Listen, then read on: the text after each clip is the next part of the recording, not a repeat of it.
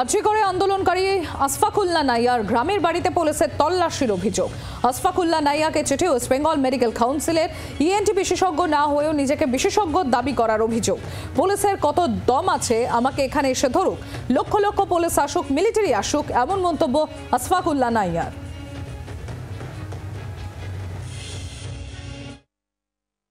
আমার যেটা গ্রামের বাড়ি, সকাল থেকে পুলিশ গিয়ে এক প্রকার, যেটা আমি শুনেছি, এক প্রকার তাণ্ডব চালানো, মানে পুরনো ফাইল টেনে টুনে দেখা, কাগজপত্র ধরে টানাটানি করা। একটা সিজ করেছেন কয়েকটা তারা কাগজপত্র।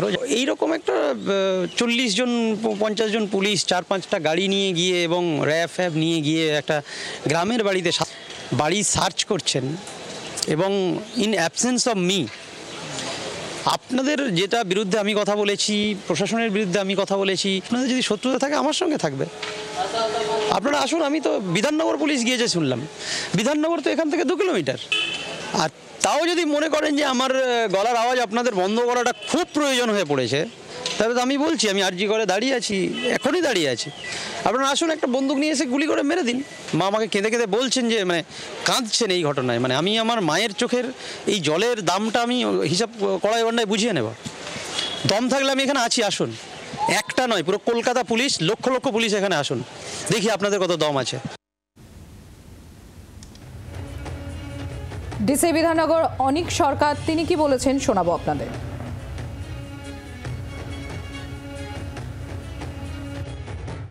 কয়েকদিন আগে আমাদের ইলেকট্রনিক কমপ্লেক্স পুলিশ স্টেশনে একটা অভিযোগ আসে যে ডক্টর আশফাকুল্লাহ নাইয়া উনি নিজেকে MS ENT বলে প্রতিস্থাপিত করে কিছু জায়গাতে প্র্যাকটিস করেছেন কয়েক বছর ধরে।